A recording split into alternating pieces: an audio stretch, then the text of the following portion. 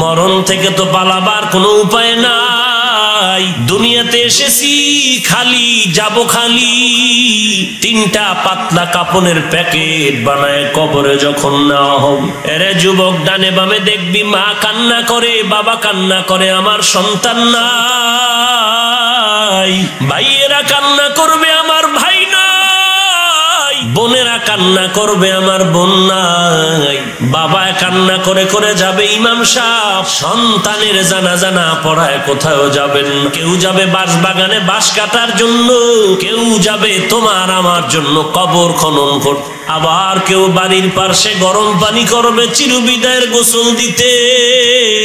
মসজিদের খাটিয়াটা ঘরের কিনারায় যখন হাজির হয়ে যাবে, যখন তোমাকে আমাকে চিরবিদায়ের গোসলটা দিয়া সাদা কাপনের প্যাকেটের মধ্যে ঢুকায় দিন, ইমাম সাহেব জানাজা পড়াইয়া খাটটা যখন কাঁধে নিয়ে বাঁশবাগানে রওয়ানা, মা জানালা দিয়া কাঁদবেন আর বলবেন তোরা কই না, আমার বাবার একবার দেখায় দাও, আমার কলিজার টুকরা সন্তানের চেহারাটা একবার দেখায় যা।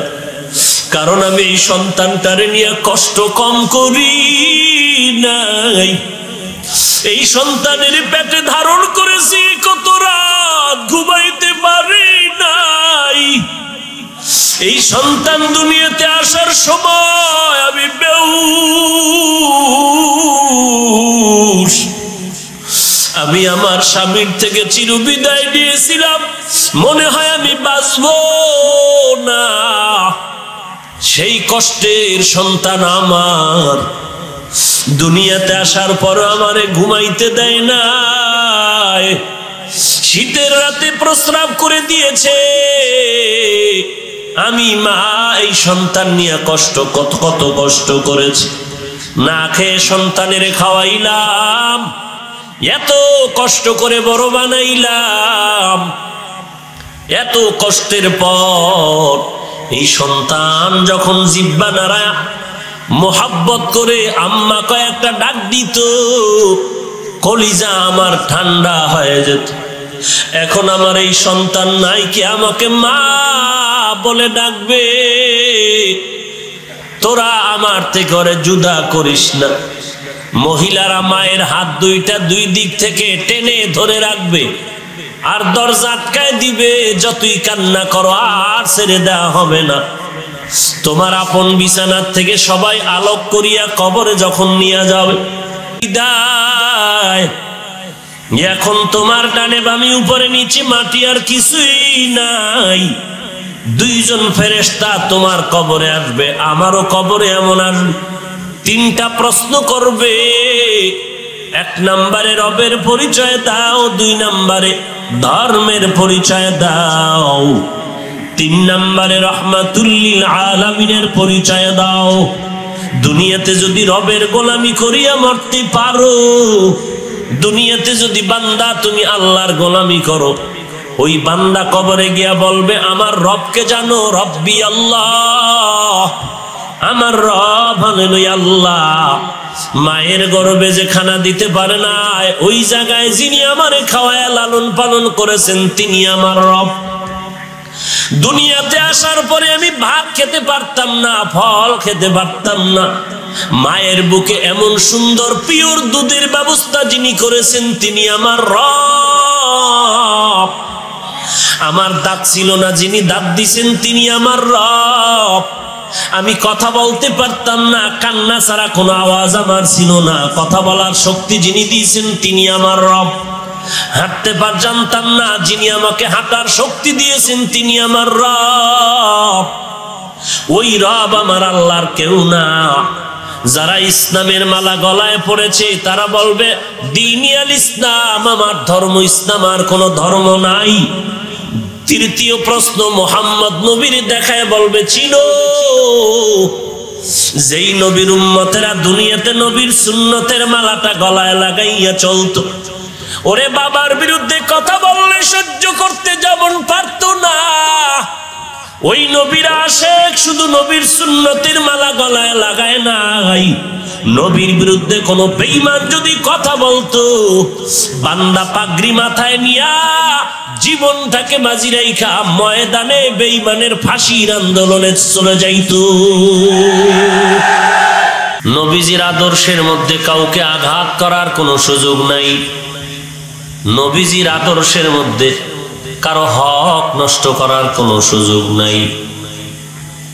নবীজির আদর্শ এত সুন্দর, সারা দুনিয়ার মানুষের কাছে চ্যালেঞ্জ দেওয়ার মতো আদর্শ। কেমন আদর্শ আমার নবীর! দুনিয়ার জমিনে যত আদর্শের গান আমরা শুনতে পাই, এক কথায় যদি আমরা বলি, সব দুনিয়ার আদর্শগুলো নাপাক, একমাত্র মদিনাওয়ালা নবীর আদর্শই হলো পাক। অন্যদের আদর্শ নাপাক কেন? মানুষটাই নাপাক। মদিনার নবীর আদর্শ পাক কেন? নবীজি কি জীবনে যার কোনো মিথ্যা নাই। অন্য যারা আদর্শের ফেরি করে, আব্রাহাম লিঙ্কনের আদর্শের গোলামি করে, মাও সেতুনের আদর্শের গোলামি করে, লেনিনের আদর্শের গোলামি যারা করে, কার্ল মার্ক্সের আদর্শের যারা গোলামি করে, এদের ওযু নাই, ইস্তেঞ্জা নাই, পবিত্রতার কোনো চিন্তা নাই। আর আমার নবী কেমন পবিত্র! নবীজির ঘাম থেকেও মিশকের ঘ্রাণ পাওয়া যায়। নবী যে কোনো পথ দিয়ে কদম দিয়ে হেঁটে যাইতেন, হেঁটে যাওয়ার পরে দীর্ঘদিন ওই জায়গা থেকে, কদমের গোড়ার থেকে মিশকের ঘ্রাণ। যে নবীর শরীর মোবারকে মশা মাছি পড়া হারাম, আম্মা জান আয়েশা বলেন, নবীজির ঘাম আমরা বোতলে সংরক্ষণ করে রাখতাম, বড় বড় অনুষ্ঠানে আমরা আতর হিসেবে ব্যবহার করতাম। এই লোকের আদর্শ ভালো হবে না? আপনার আদর্শ ভালো হবে? আপনার ঘাম থেকে আতরের ঘ্রাণ পাওয়া যায়? তাহলে আপনি নিজেই তো না পান। মদিনার নবীর আদর্শ এতটাই যে পবিত্র, এতটাই যে ভালো, আজ এখানে এত মানুষ জমা হয়েছে একমাত্র নবীর আদর্শের কারণে, ভিন্ন কোনো কারণ নাই। আজ আমি যদি নবীর আদর্শের পোশাকটা ফালাই এখানে বসি, কেউ আমার বয়ান শুনবে না। আর এই নবীর আদর্শের পোশাক নিয়ে যদি কেউ মাইকের সামনে বসে, এলেম কালাম না থাকলেও কেউ বিরোধিতা করবে না। নবীর আদর্শের এতটাই যে দাম, মাদ্রাসার বড় একজন প্রিন্সিপালও যদি শার্ট প্যান্ট টাই লাগায় বলে, সীতাকুণ্ড বাজারের কেন্দ্রীয় মসজিদে কালকে জুমা পড়াবো, দুই একটা তাদের মতো নেমক হারামরা থাকবে, কিন্তু নবীর আশেক একজন নামাজ ওখানে পড়বে না। আর এলাকার রিক্সার ড্রাইভার করে ড্রাইভারি করিয়াও যদি নবীর পোশাক পরিয়া মসজিদে আমি আজকে জুমা পড়াবো, দুই একজন যদি বলে সমস্যা নাই, সবাই বলবে পড়াক, আমাদেরও কোনো সমস্যা নাই। এতটাই যে নবীর আদর্শের এত দাম। এই নবীর সুন্নত যার কাছে যত পরিমাণ আছে, সে তত শান্তি আর সম্মানে আছে। যার কাছে নবীর সুন্নত যেই পরিমাণ নাই, ওই বান্দাও তত শান্তি আর সম্মানে নাই। মা আতাকুমুর রাসূলু ফাখুযুহু ওয়া মা নাহাকুম আনহু ফান্তাহু। এরে বান্দা, নবীর যা নিয়ে আসছে তা গ্রহণ করে নাও। নবী উম্মতের দিয়ে গেছেন কোরআন, আকড়ায় ধরো। নবী উম্মতের গ্রহণ করার কথা বলেছেন, সুন্নত, সুন্নতের আমল করো। নবী যা নিষেধ করেছেন তা করবা না, তার থেকে ফিরে যাও। নবীর সুন্নতের বিরুদ্ধে চলা যাবে না, সুন্নতের বিপরীত লাইনে চলা যাবে না। আজ আমরা যারা নবীর সুন্নত মতে জীবনটা চালাইতেছি, মাথায় টুপি পরলাম, দাড়ি রাখলাম, পোশাক পরলাম, পর্দা করি, হালাল খাই, আমাদের তো বাজার করা বন্ধ হয় নাই, ঘুম বন্ধ হয় নাই, খানা দানা বন্ধ হয় নাই, মানুষের সামনে সমাজে চলাফেরাও বন্ধ হয় নাই, সব লাইনে চলার রাস্তা বন্ধ নাই, বিয়া শাদিও বন্ধ নাই, সন্তানাদিও বন্ধ নাই, লেখাপড়াও বন্ধ নাই, চাকরিও বন্ধ নাই, ব্যবসাও বন্ধ নাই। তাহলে বলো তুমি নবীর আদর্শ মানলে তোমার সমস্যা কোথায়? কোথায় তোমার সমস্যা নবীর আদর্শ মানলে?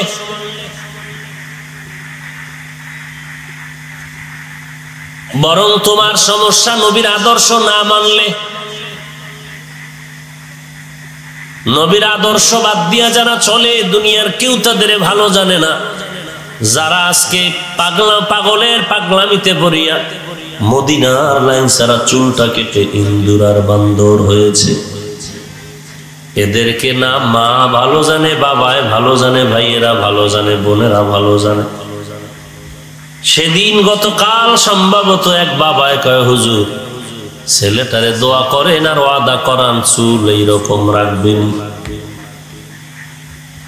আমি বললাম ওর বিবেক আছে, বিবেকেরও বিচার হবে আল্লাহর আদালতে। নিজের ভালো মন্দ বুঝিয়া কেন চালাকি করলি, মাস্তানি করলি? মরার পরে টের পাবি তোর মাস্তানির মজা কেমন। নমরুদ, হামান, কারুন, সাদ্দাত, ফেরাউন, এদের থেকে বড় মাস্তান কেউ হতে পারো নাই। এরা কত বড় চালাক, কত বড় বাহাদুর, কত বড় টাকাওয়ালা, ক্ষমতাওয়ালা। এরা সারা দুনিয়ার রাশিয়া, আমেরিকা, যত ক্ষমতাধর শক্তি আছে সব যদি এক পালায় দেওয়া হয়, ফেরাউনের ক্ষমতার সমান হবে না। 40 বছরে যেই ফেরাউনের অসুস্থতা হয় নাই, এত ক্ষমতার দাপট। একটু নজর করে দেখো সেই ফেরাউনের লাশ আজকে মাটির নিচে নাকি মাটির উপরে? উপরে কোথায়? মিশরের মধ্যে আজও ফেরাউনের লাশ পড়ে আছে, মশা মাছি ঘৃণা করে কাছে যায় না, পচেও না, ওর গন্ধ যেন কারো নাকে না যায়। সারা দুনিয়া খুঁজো, মুসলমান নয় একটা বেঈমানের ঘরে সারা দুনিয়া তালাশ করে পাইবানি কারো নাম মিস্টার ফিরআউন, নমরুদ, সাদ্দাত, কারুন, হামান, আবু জাহাল। বলেন 1 লাখ টাকা দিব মাসে, নাম রাখবি মিস্টার ফেরাউন, রাখবেন? বেঈমানেরা রাখবে? বেঈমানেরা যদিও রাখবে না, তবে সন্দেহ লাগে বেহায়া মুসলমান হয়তো রাখতে পারে, কারণ মাসে পাবে 1 লাখ। মাসে কয় লাখ? 1 লাখ টাকার লোভে মুসলমান নামদারি মুনাফিকরা রাখতে পারে। সন্দেহ কেন? সন্দেহ যেই মুসলমান আল্লাহকে ডাক দিয়ে আবার দুর্গা পূজায় গিয়ে সন্তোষ খায়, এটা কি না পারে? এই বেহায়া বেলা যাবে শর্মা কি না পারে? গিয়া কয় ধর্ম যার যার, তার মানে বিয়ে যার যার, বউ সবার। লজ্জা আছে? লজ্জা থাকলে কি আর দাঁত বেটকাইয়া হাসতেন? মাথা নত করে কান্না করতেন যে আমি এত বড় বেহায়া কেন? এজন্যই তো পয়গম্বর ১৫০০ বছর আগে বলেছেন, ক্বালান নবিয়্যু সাল্লাল্লাহু আলাইহি ওয়া আলিহি ওয়াসাল্লাম, লা ঈমানা লিমান লা হায়া আলা, যার লজ্জা নাই তার ঈমান নাই। আল হায়াউ শুবাতুম মিনাল ঈমান, লজ্জা ঈমানের অংশ। পয়গম্বরের কথাটা মিথ্যা মনে করার কোনো সুযোগ নাই। লজ্জা শরম না থাকার কারণে তাকায় দেখছো মা তার আপন মেয়েটাকে দিয়া ওপেনে জেনার ব্যবসা করায়। লজ্জা না থাকার কারণে দেখেছো সোনার বাংলায় বাবা তার আপন মেয়েটাকে হোটেলে ঢুকায় বলে তুই আমার আজকের জন্য স্ত্রীর মতো। লজ্জা না থাকার কারণে মুসলমান যে ইমামের পেছনে দাঁড়ায় নামাজ পড়ে বাইরে গিয়া সেই ইমামের বিরোধিতা করে। লজ্জা না থাকার কারণে আজ মুসলমান যেই হুজুরে বাপ মায়ের জানাজা পড়ায় সেই হুজুরের বিরোধিতা করে, গীবত শিকায়াত করে। লজ্জা যদি থাকতো কোনোদিন এই কাম মুসলমান করতে পারত না।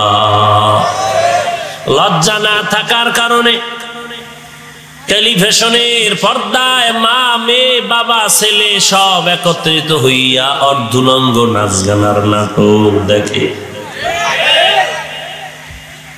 লজ্জা যদি থাকতো রে মুসলমান, তাহলে জুমার নামাজে গিয়া ইমামের সাথে সালাম ফিরাইয়া সুন্নত না পড়িয়া নামাজি বান্দার সামনে দিয়া দৌড়াইয়া বের হতে পারত না।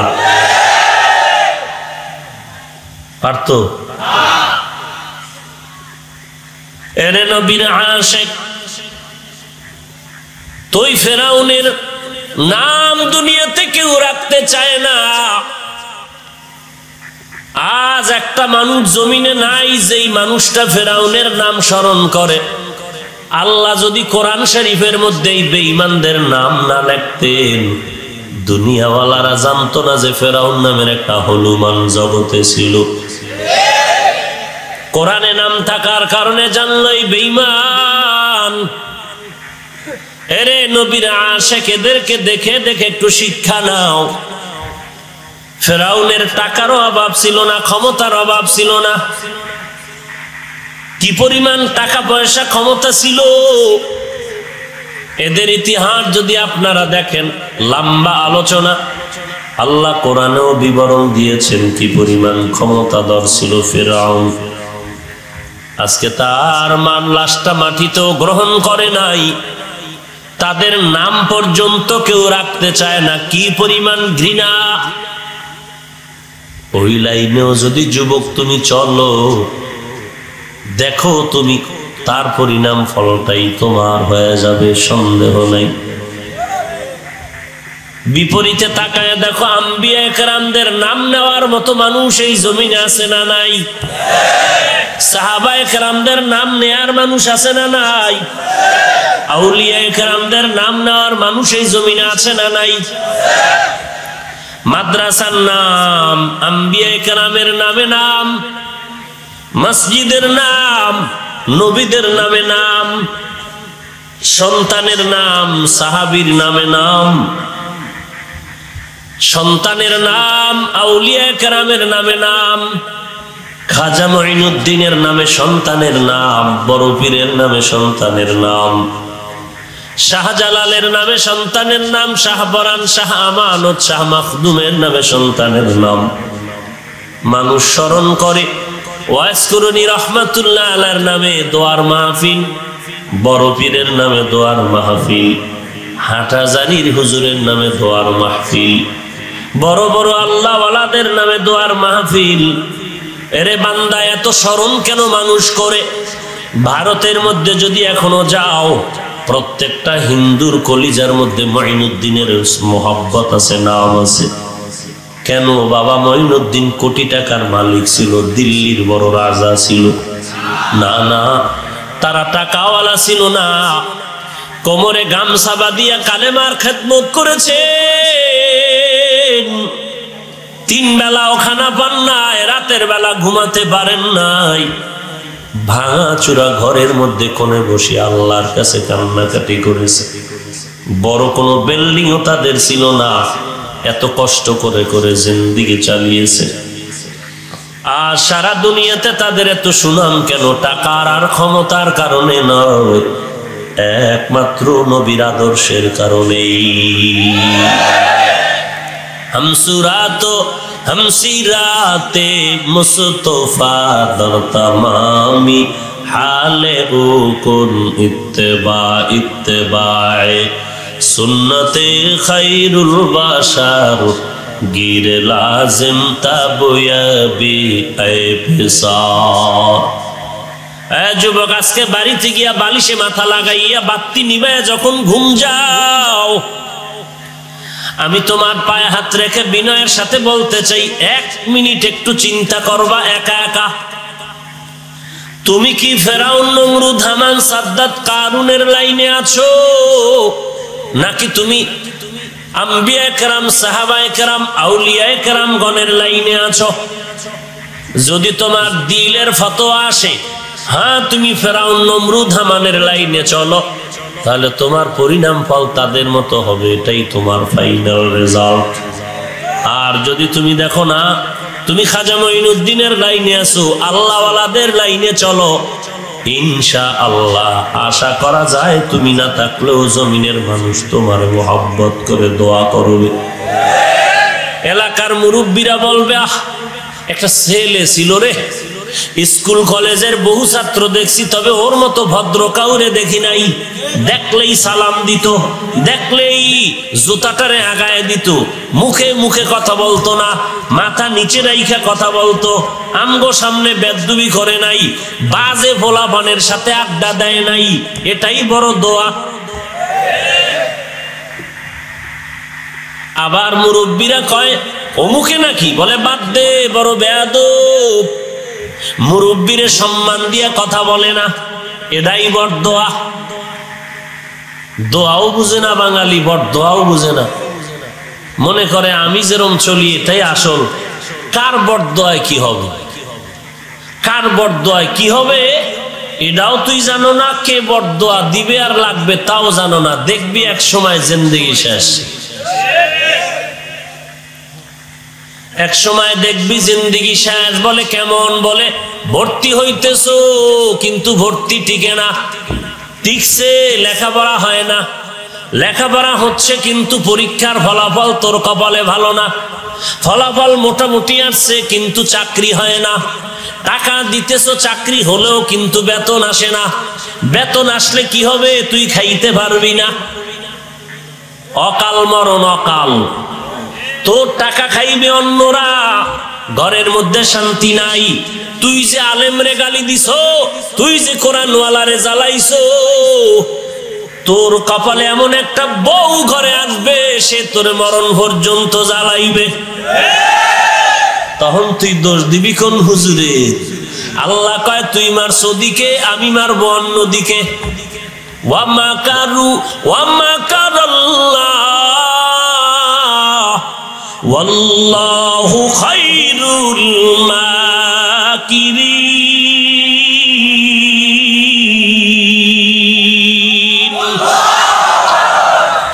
তুই কয় নাম্বারের চালাক? তোর সে তো বড় বেঈমান, বড় চালাক ফেরাউন, নমরুদ, হামান, সাদ্দাত। এটির সাইজ করলাম কেমনে? ইতিহাস দেখ। যেই নমরুদটা আল্লাহকে মারার জন্য রেডি হয়ে গেল, আল্লাহরই রাখবে না, কি পাওয়া। সেই বেঈমানের আল্লাহ ধ্বংস করার জন্য কি পরিমাণ বাহিনী লাগছে, কি লাগছে? একটা অসুস্থ মশা মাথার ভেতরে ঢুকিয়া ফাঁকে ফাঁকে মিস কল দেয় আর চান্দি গরম হয়ে যায়। এত ডাক্তার, এত কবিরাজ, এত হালুয়া খাইলো মাথা ঠান্ডা হয় না। আল্লাহর কুদরত, হঠাৎ একদিন জুতার সাথে মোলাকাত হয়ে গেল, মাথা ঠান্ডা হয়ে গেল। এবার ঔষধ পাইছে। নমরুদ কায়েদির সব দৌড়ায় দে, হালুয়া ফাটিরে পিডা। এদের হালুয়ায় কোনো অ্যাকশন নাই, জানি না যে জুতার ভিতরে এত রোগের ঔষধ আছে। মাথার সাথে লাগলেই কি মাথা ঠান্ডা, বাড়ি মারলে আরো ঠান্ডা। বাড়িটা মারার সাথে সাথে যতক্ষণ অ্যাকশন থাকে ব্যথা বন্ধ। বলে কে মারবে বাড়ি? বলে বেতন ছাড়া হবে না। কয় বেতন দেবো, বাড়ি মার। যত জোরে বাড়ি মারবি বেতন তত বেশি হবে। বাড়ি মারতে থাক। কেমন সান কপাইলে নমরুদ্দা যে জুতার বাড়ি মারলেই মাথা ঠান্ডা। সবার কপালে কি আর জুতা লাগে? কিছুদিন পরে কর্মচারী কয় আমি একা, আমার কি ঘুম নাই? আমার তো ঘুমের দরকার, বাথরুমের দরকার, আমি সব সময় পারুম না। নমরুদ কয় আর একজন রাখো। এ ঘুমাইলে আর একজন, তবে জোতার বাড়ি বন্ধ যেন না হয়, অল টাইম জোতার বাড়ি চলতে থাকবে, তারপরও জোতার বাড়ি বন্ধ করা যাবে না। বেতন দিয়ে কর্মচারী রাখছে, শরীরের মাথা হলো আসল জিনিস, মাথা হলো শরীরের মুকুট। এই মাথার মধ্যে জুতা দিয়া বাড়ি দেয়, মাথা ঠান্ডা হয়। আল্লাহ কয় নমরুদের ইতিহাস দিয়া তাকায় দেখ, ওদের থেকে বড় চালাক তো তুই হতে পারো না। তোরে সাইজ করতে আল্লাহর বেশি কিছুই লাগবে না। দেখছো না, ডাক্তারও টের পায় না, কোনো যন্ত্রেও ধরে না যে করোনা কোন দিক দিয়ে ঢুকলো, কোথার থেকে এই করোনা এসে আক্রান্ত হয়ে গেল। আব্বা জানে না মায়ের কি খবর, মা জানে না বাবার কি খবর, ভাই জানে না ভাইয়ের খবর।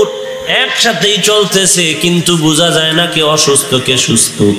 জীবনটা থাকবে নাকি বাঁচবে তাও কিছু বলার থাকে না। আল্লাহ বলেন তুই মাস্ক লাগাইয়া যদি বোরকা পরিয়াও থাকো, আর আমি আল্লাহ যদি নিতে চাই তোর বোরকায় তোরে ফিরায় রাখতে পারবে না। আর আমি আল্লাহ যদি তোরে বাঁচাইতে চাই তো হাটাজারির আহমদ শফির জানাজায় গিয়াও লক্ষ মানুষের ভিড়েও তোর জীবন যাবে না। বাঁচানের মালিক কে? মারার মালিক কে? তবে একটু দূরত্ব থাক, পরিষ্কার পরিচ্ছন্ন ভাবে চল, মুখের নিঃশ্বাসটা যেন কারো শরীরের মধ্যে গিয়া এফেক্ট না করে। কারণ তোমার মুখের নিঃশ্বাস তো আর মিশকের ঘেরানওয়ালা না, কারণ তুমি টানো বিড়ি, খাও গাঞ্জা, ভালো কিছু খাইতি তাই না? একটা ভালো জিকির নাই, তেলাওয়াত নাই, গালাগালি, গালি আর গালি, মিথ্যা কথা। কেমন মিথ্যা? কসম খাইয়া মিথ্যা, মজবুত, মিথ্যার উপরে মজবুত। এরপরে বিড়িটানো মেসোয়াক তো নাই, ওই বেরাস করে বছরে একবার। কি দেখছেন? হায় হায়। অথচ পয়গম্বর বলেন মেসোয়াক কর, 5 বেলার নামাজ পড়ি, 5 বার ওযু করবি, মেসোয়াক করবি, ওই বান্দার মুখের মধ্যে কোনো দুর্গন্ধ থাকবে না। পোশাকটা পরিচ্ছন্ন রাখো, শরীরটারে পরিচ্ছন্ন রাখো। সরকার কইছে এমন কথা না, এটা 1500 বছর আগে আমার নবী বলে গেছেন, আত্তুহুরু শাত্রুল ঈমান। কিন্তু নবীরটা নিয়ে ওলামায়ে কেরাম পায়ে দরিয়া বয়ান করে, মানে না। সরকারেরটা মানে কেন? কয় পুলিশের ভিডা, পুলিশের আল্লাহর রসুলের সুন্নতের কথা মানে না, ভিডা নাই তো। আর সরকারেরটা মানে কেন? পুলিশের ভিডা। পুলিশ দেখলে মাস্ক নাই, কা গামছা বেচা। কি হায় হায়। নবী আগে কইছে হাত খানার আগে হাত দুইটা ভালো কইরা কবজা পর্যন্ত ধুইয়া লইস। যেই প্লেটে খাবি ওই প্লেটে না আর এক প্লেটে দুবি। নিজের প্লেটটায় হাত দিয়া দুবি না, অন্য পাত্রে হাতের কবজা দোনোটা ধুইয়া এরপরে খানা খাইতে বসবি রে বান্দা। খানা শেষ হওয়ার পরে প্লেটে আবার হাত দুবি না, ভিন্ন পাত্রে দোনো হাতের কবজা পর্যন্ত আবার ধুইয়া নিবি। প্লেটের মধ্যে খানার বাকি অংশ হালকা পানি দিয়ে ধুয়ে ওই পানিটা খেয়ে ফেলবি। এটাও সুন্নাত। খানার একটা অংশ যদি পড়ে যায় দস্তারখান থেকে উঠায় খাবি, এটাও সুন্নাত। কারণ খানার মধ্যে আল্লাহর রহমত নাজিল হয় ডাইরেক্ট হালাল খানার ভিতরে। বুঝেন না? এরে নবীর উম্মতের দল, নবী তো 1500 বছর আগে পরিষ্কার আর পরিচ্ছন্নতার বয়ান করেছেন। আল্লাহ পবিত্র, মানুষ পবিত্র হয়ে চলো। মুসলমান 5 বেলার ওযু বানায়, শরীর লাগে ফ্রেশ তাজা। মদিনার নবী বলেন কেউ যদি বাড়ির সামনের কূপের মধ্যে 5 বার গোসল করে, ওই বান্দার শরীরে যেমন ময়লা থাকবে না। যারা 5 ওয়াক্ত নামাজ ওযু বানায় পড়বে তাদের আমল নামায় গুনাহের কোনো ময়লা থাকবে না।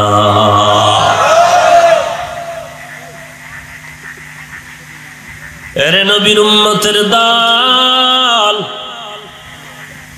আল্লাহর নবী বলেন দুটো জিনিস রেখে গেলাম, কোরআন আর নবীর সুন্নাত আঁকড়ায় ধরো।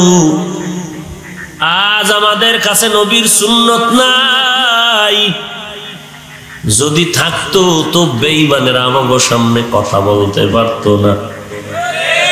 সুন্নত তো নাই, ওই আবার কেউ যদি সুন্নতের আমল করে তাও অনেকে সহ্য করতে পারে না। কয় এত সুন্নত লাগেনি, কোথায় যাবেন? হাইওয়ে রোডে দৌড়াচ্ছি, প্রস্রাব করার মতো বৈশা প্রস্রাব করার কায়দা নাই বললেই চলে। সব জায়গায় দাঁড়ায় প্রস্রাব করো। এক হোটেলে ঢুইকা চিন্তা করলাম তো বাথরুমে গেলেও তো বৈশা করার কায়দা আছে। কয় না না, এখন ওখানেও বাংলা কমট নাই, সব ইংরেজি কমট লাগাইছে। সব এখন স্ট্যান্ডার্ড হয়ে গেছে, কেউ বসতে পারবে না। বড় কপাল খারাপ, চেয়ার টেবিলে বসিয়া খানা খাওয়া ছাড়া উপায় নাই। খানার প্লেটটা চেটে খাওয়া সুন্নত, দুনিয়াদারেরা কয় অভদ্রতা, সুন্নতের কয় অভদ্রতা। আর অভদ্রতারে বানাইছে ভদ্রতা।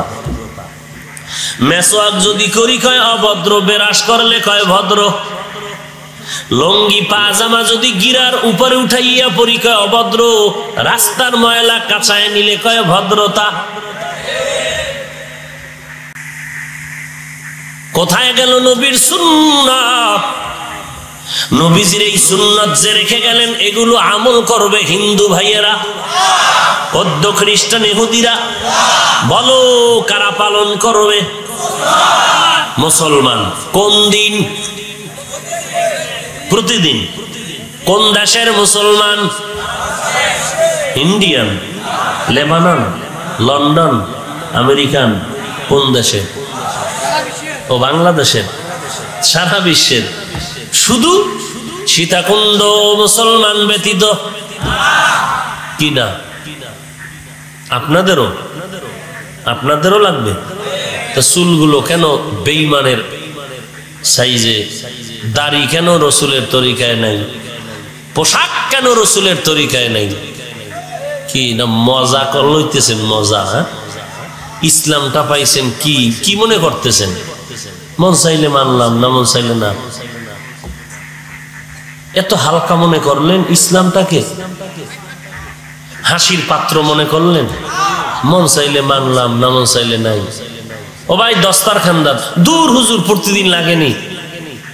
পরিবেশ বুঝা চলতে হয়, দস্তারখান ছাড়াই চালায় না। লজ্জা। যদি বলে চেয়ার টেবিলে খাবো না, সবাই মনে করে একটা অভদ্র মানুষ। ঠেকলে ভিন্ন কথা, কিন্তু যতক্ষণ ঠেকবো না ততক্ষণ তো সুন্নতের আমল ছাড়ার কোনো উপায় নাই।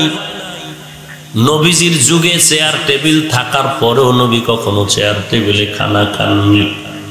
শুধু চেয়ার টেবিলে খানা খাননি এতটুকু না, কখনো খানা খাইতে বসে আসন করেননি। একদিন নবী আসন দিয়া বসছেন খেতে, জিব্রাইল আমিন কয় অহংকারীরা এমন খায়, এভাবে বসবেন না। বুঝেন নাই? আর আমরা তো এখন খাচ্ছি, খাদক নামের বাঙালি আমরা। খেতে খেতে খেতে খেতে বুক গলা আর ভিতরে যায় না, চাবাইতেছে, গিলায় না। এরপরও দাও দাও, ফালায় দিলে আর সমস্যা কি? এবার আর দাঁড়াইতেও পারে না, শীত হয়ে গেছে জায়গা। ইমাম সাহেবের টেলিফোন করে, হুজুর বইয়ে বইয়ে নামাজ পড়া যায় আছে, কিন্তু হইয়া হইয়া, কারণ যে খাওয়া খাইছি এখন থেকে আর ওটার কায়দা নেই। এই হলো আমাদের হালাত। আর যারা একটু মোটামুটি মসজিদে যাওয়া শিখছে, এরা গিয়ে চেয়ারম্যান হয়ে যায়। মসজিদ গিয়ে কি হয়ে যায়? আরে বাপরে বাপ, ভিআইপি চেয়ারে বইয়া বিনা ভোটে পাস চেয়ারম্যান। জুমার বয়ান চলে, হে ঘুমায়। কি ঘুম! যখন একামত শুরু হয়ে গেছে, দাঁড়ায় গেছে, পাশে একজন যুবক কয়, কি ও দাদা অজু করবেন না? সব বেটা কি এর অজু? কাজে ঘুমাইলেন? কি ঘুম? আমি তো মরা কাবাইছিলাম। ঘুমাইছে, অজু আছে? কি নাক টান দিছে যে ইমামের বয়ান বন্ধ হয়ে যাওয়ার উপক্রম হয়ে গেছে। এ বলে ঘুমাইনি। কাঁচা মিশা কথা কইলো, ঘুমাইলো, অজু হারাইলো, এরপরে নামাজে দাঁড়াইলো। হায় হায়, এটা 5 ওয়াক্ত নামাজি কিন্তু এমন করে না। এরা করে যে মাঝে মাঝে মসজিদে যায়, সূরা কেরাত পারে না, নামাজটা পড়ে মানসিরে দেখানোর লাগি। মানসি কি কইব? আমি আজি সাহেব, মানসি কি কইব? এই জন্য নামাজ পড়ে। এই জন্য আল্লাহ কইছে নামাজ যারা পড়বে তারা জান্নাতি। নামাজ মানুষকে খারাপ কাজ থেকে ফিরায় রাখবে নামাজ। আবার ওই আল্লাহ পাক কোরআনে বলেন নামাজি ওয়াইল নামক জাহান্নামী। দেখছেন নি? এক আয়াতে আল্লাহ বলেন নামাজ মানুষকে পাপ থেকে ফিরায় রাখবে, জান্নাতি বানায় দিবে নামাজ। আর এক আয়াতে বলেন আল্লাহ নামাজি বান্দা হবে ওয়াইল নামক জাহান্নামী। ফাওয়াইলুল লিল মুসাল্লিন। এবার চিন্তা করেন কথাগুলো, নামাজি জান্নাতি, আবার নামাজি কি জাহান্নামী। কোন নামাজি নামাজে দাঁড়াইছে কোরআনের খবর নাই। কোরআন শরীফ আমরা ওলামায়ে কেরাম, কারি সাহেব, হাফেজ সাহেব, ইমাম সাহেবরা শুদ্ধ করে যত তাড়াতাড়ি পড়তে পারি আপনারা পারেননি। নামাজে খারাইলে পারেন। বিদ্যুৎ ফেল, আমগো 4 রাকাত, 10 রাকাত শেষ। জোতালয়ে খারাইছে বাইরে হয়ে যাবে। কি পরিমাণ কোরআন দ্রুত পড়ছে বুঝেন। আমগো থেকে চালু দেখছেন, রমজানে 1 খতম দিতে আমগো ধুম। এর মধ্যে সবে কদরের রাইতে ওরে বিশাল সিডি, অমুকের মেয়ে 13 খতম, অমুক আম্মাজান 16 খতম, অমুক জন 24 খতম। কি বই ভাই একবার আলহামদুলিল্লাহ 3 বার কুল হু আল্লাহ পড়ছেনি, আল্লাহই জানে। আমরা হাফেজ সাহেবরা যদি কোরআন শরীফ রেগুলার পড়ে তো 2-4 খতম দিতে খবর আয়া যায়। আর আমগো দেশের বাঙালি কি চালু, আমগো থেকে চালু 13 খতম দিয়া লাইছে কদরের আগে। কেউ দিছে 26 খতম। দোয়া না করলে ইমামতি শেষ। 26 খতমের দোয়াটা 13 খতমের ডবল হইব না? নাম না কইলে তো ফজরের আগেই বিদায়।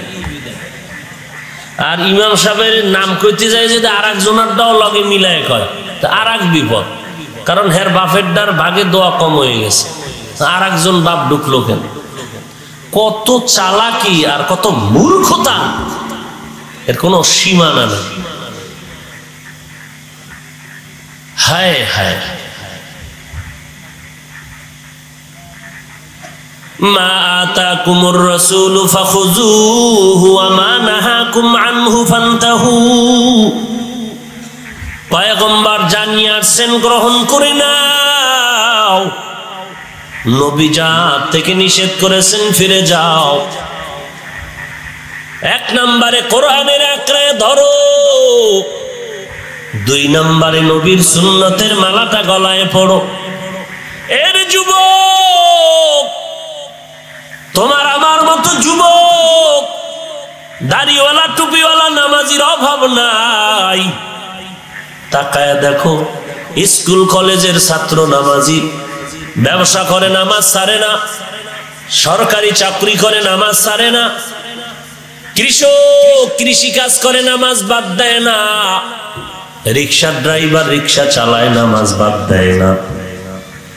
ড্রাইভারি চলতেছে, আজান হয়ে গেছে, তালা মারিয়া মসজিদে ঢুকে গেল। অযুবক, কয়দিন আর এই বাহাদুরি করবা? ওই বান্দা বলবে তিনি তো আমার সেই নবী, যেই নবীকে না দেখে নবীর আদর্শের টুপি পরেছিলাম, যেই নবীকে না দেখে নবীর আদর্শের দাড়ি রেখেছিলাম। কত মানুষ টুপিওয়ালা বলে গালি দিয়েছে, টুপি ফালাই নাই। কত মানুষ দাড়িওয়ালা বলে গালি দিছে, তারপরও দাড়ি ফালাই নাই। কত মানুষ নবীর বিরুদ্ধে কথা বলছে, কিছুই বলি নাই। এত কষ্ট করে করে জীবনটারে কাটিয়েছে। এরে নবীর উম্মতের দল, আল্লাহ বলবে আর এদের ডিস্টার্ব করবা না, তাড়াতাড়ি কবরের বেহেশতের বাগান বানায় দাও, বেহেশতের বিছানা বিছায়া দাও, জান্নাতের সাথে একটা রাস্তা বানাইয়া দাও। জান্নাতের হাওয়া বাতাস কবরের মধ্যে ঢুকবে, আর বান্দা আরামে ঘুমাইবে, যেন কষ্ট না হয়। কিয়ামত পর্যন্ত বান্দাকে ঘুমাইতে দাও।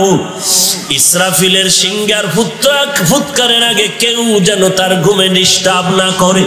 পক্ষান্তরে যারা গুনাহগার হইয়া কবরে যাইবারে মুমিন, আল্লাহর গোলামি করো না, রবের হুকুম মতো চলো না, ইসলাম ধর্ম মানো না, নবীর সুন্নতের লাথি মেরে ফালায় দিয়েছো, আলেমদের গালি দিয়েছো, আর বলছো আলেমরা টুপির কথা কয়, টুপি পরবো না, কার শক্তি আছে পরাবে? আলেম ওলামারা পর্দার কথা বলে, পর্দা করবো না, কার শক্তি আছে পর্দা করাবে? আলেম ওলামারা নামাজ পড়তে বলে, নামাজ পড়বো না, কার শক্তি আছে আমাকে নামাজি বানাবে? কবরে যাওয়ার পর যখন তোমাকেও প্রশ্ন করা হবে, রবের পরিচয় দাও, ধর্মের পরিচয় দাও, রহমাতুল লিল আলামিনের পরিচয় দাও। নাফরমান গুনাহগার বলবে লা আদরি লা আদরি লা আদরি, আমি কিছুই জানি না, কিছুই জানি না। আল্লাহর অর্ডার হয়ে যাবে, এই ফেরেশতা, এই বান্দারে আর সুযোগ দেওয়ার কোনো লাভ নাই। জীবনে আমি আল্লাহ কম সুযোগ দেই নাই, জমিনের মধ্যে এত নাফরমানি করেছে, আমি আল্লাহ রাগ করিয়া পানি বন্ধ করি নাই, বাতাস বন্ধ করি নাই। আমার দেওয়া পানি আমার দেওয়া, বাতাস আমার দেওয়া, সূর্যের আলো আমার দেওয়া, চাঁদের আলো সব ভোগ করিয়া আলেমদের কথা মতো নামাজ পড়ে নাই, আর সুযোগ দেওয়া যাবে না। দেরি না করিয়া জাহান্নামের বিছানাটা কবরে বিছাইয়া দাও, জাহান্নামের সাথে একটা রাস্তা বানাইয়া দাও। আর আল্লাহ বলবে, রে কবরের মাটি, কবরের দুই পার্শ্বের মাটি সজোরে এই বেঈমানটারে জোরে চাপ দাও। কবরের মাটি এমন জোরে চাপ দিবে, চাপের সঙ্গে সঙ্গে পাঁজরের হাড়গুলো চুরমার হয়ে যাবে। একটা নয়, দুইটা নয়, 70 থেকে 99টা সাপ কবরের মধ্যে চলে আসবে। এরে নবীর উম্মতের যুবক, ও পর্দার আড়ালের মা বোনেরা, দুনিয়াটা কিছুই না। কিসের সন্তানের মায়া, কিসের স্ত্রীর মায়া, স্বামীর মায়া? দুনিয়ার থেকে বিদায় কালে একা, মায়ের গর্ভে ছিলাম একা, কেউ ছিল না আমার আল্লাহ ছাড়া। তওবা করিয়া আল্লাহর কাছে ক্ষমা চাও। এই জীবনে কত বন্ধু বান্ধবের হারিয়েছি, একদিন সকলকেই বিদায় নিতে হবে। ওই আল্লাহর কোরআনকে জীবনের আপন বানায় নাও, নবীর সুন্নতের মালাটা গলায় পরে নাও। জীবনে যত অপরাধ করেছি, দিলটা নরম করে আল্লাহর কাছে তওবা করো, আর বলো, হে মালিক, জীবনে আর কোনোদিন গুনাহ করব না রে আল্লাহ। আমার গুনাহের কারণে আমার সন্তান, আমার মা, আমার বাবা, আমার পরিবার, আমার এলাকার মানুষ কষ্ট পায় আমার গুনার কারণে।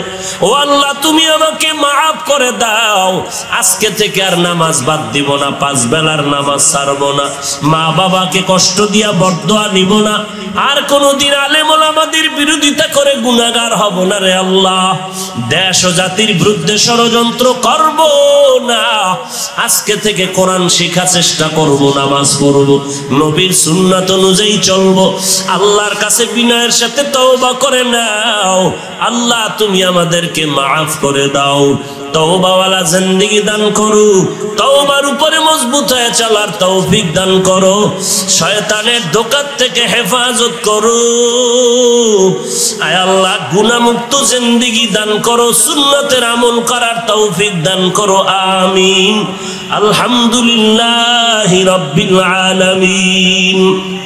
রব্বানা যালামনা أنفسنا وإن لم تغفر لنا وترحمنا لنكونن من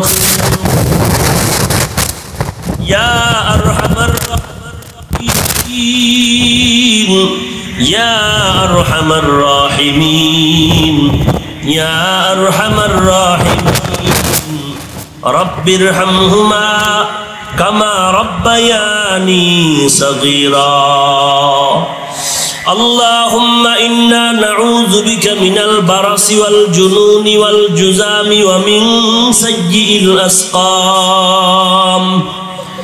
اللهم إنا نعوذ بك من البرص والجنون والجذام ومن سيء الأسقام اللهم إنا نعوذ بك من البرص والجنون والجذام ومن سيء الأسقام ربنا هب لنا من أزواجنا وذريتنا قرة أعين واجعلنا للمتقين إماما ربنا وآتنا ما وعدتنا على رسلك ولا تخزنا يوم القيامة إنك لا تخلف الميعاد ربنا لا تزغ قلوبنا بعد إذ هديتنا وهب لنا من لدنك رحمة إنك أنت الوهاب ربنا آتنا في الدنيا حسنة وفي الآخرة حسنة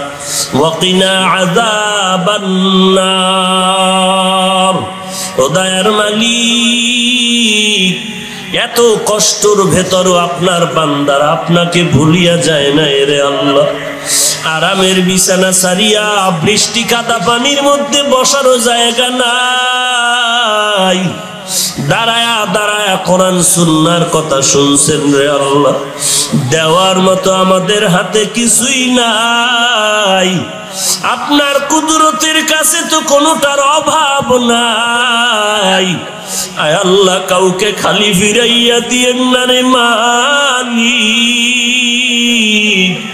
কিছু দেন আর না দেন অন্তত আমাদের সকলের সিনার ভেতরে হেদায়েতের নূর দান করেন আল্লাহ আয় আল্লাহ আয়োজনকারীদের কবুল করে নেন সহযোগিতা যারা করেছে কবুল করে নেন আয় আল্লাহ সারা দুনিয়াবাসীকে মহামারীর থেকে চির মুক্তির ব্যবস্থা করে দেন এই দেশ শান্তির দেশ বানায় দেন সরকার প্রশাসনে যারা আছে জনপ্রতিনিধির দায়িত্ব যারা পালন করে সবাইকে দিনদার বানায় দেন আয় আল্লাহ সমস্ত মসজিদ মাদ্রাসাগুলো কবুল করে নেন আয় আল্লাহ যা প্রয়োজন গায়বী খাজানার থেকে ব্যবস্থা করে দেন আয় আল্লাহ উলামায়ে আহলে হক এক বানায় দেন নবীর দুশমনদের হেদায়েত দান করেন আয় আল্লাহ বাতিলের মোকাবেলায় বিজয়ী করে দেন জালেম দুশমন মুনাফিকের বদনজর থেকে হেফাজত করেন আয় আল্লাহ মা বোনদের পর্দানিশী বানায় দেন ছেলে সন্তান নেককার বানায় দেন আয় আল্লাহ সবাইকে সহিভাবে কোরআন পড়ার তৌফিক দান করেন 5 ওয়াক্ত নামাজ বা জামাত আদায়ের তৌফিক দান করেন উলামায়ে হযরতদের আমিন কবুল করে নেন মুরব্বিদের আমিন কবুল করে নেন ছাত্র ভাইদের আমিন যুবকদের আমিন কবুল করে নেন মা বোনদেরকে কবুল করে নেন আয় আল্লাহ মোবাইলের গুনাহের থেকে সবাইকে হেফাজত করেন মোবাইলের গুনাহের থেকে বেঁচে থাকার তৌফিক দান করেন মোবাইলের গুনাহের থেকে বেঁচে থাকার তৌফিক দান করেন আয় আল্লাহ আমরা যারা হাত তুলেছি অনেকের মা নাই বাবা নাই অন্ধকার কবর থেকে দোয়ার অপেক্ষায় জানি নাই ময়দানে কারা ইয়াতীম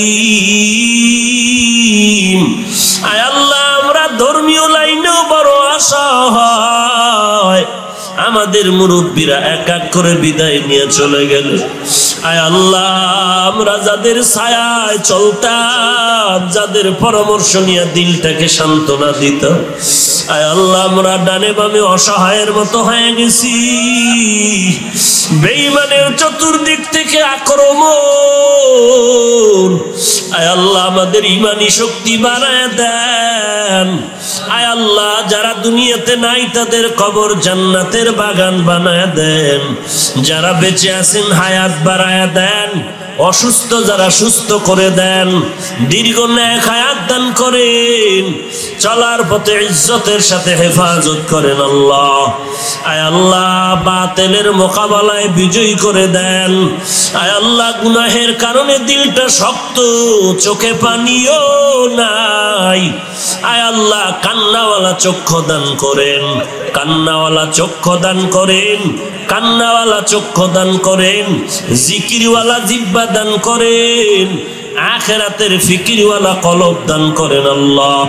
গুনাহের প্রতি ঘৃণা জমায়া দেন, নেক আমলের আগ্রহ বাড়ায়া দেন, আহলুল্লাহদের সোহবত আমাদের দান করেন। আয় আল্লাহ উম্মতের মাঝে মুহাব্বত বাড়ায়া দেন, আহলুল্লাহদের অন্তরে মুহাব্বত বাড়ায়া দেন, বড়দের অন্তরে মুহাব্বত বাড়ায়া দেন আল্লাহ। মাদ্রাসার খেদমত করি কবুল করে নেন, গায়বী খাজানার থেকে প্রয়োজন মিটায় দেন আল্লাহ। আসাতায়ে কেরাম তালিবুল ইলমদের জন্য বরকতি রিজিকের ব্যবস্থা করে দেন আল্লাহ। আয় আল্লাহ আপনার খাস বান্দার মাধ্যমে ব্যবস্থা করে দেন, জায়গার ব্যবস্থা করে দেন আল্লাহ, অর্থের ব্যবস্থা করে দেন আল্লাহ। আল্লাহুম্মা রযুকনি ফাইন্নাকা খায়রুর রাযিকিন, আল্লাহুম্মা রযুকনি ফাইন্নাকা খায়রুর রাযিকিন, اللهم ارزقني فإنك خير الرازقين. حسبنا الله ونعم الوكيل.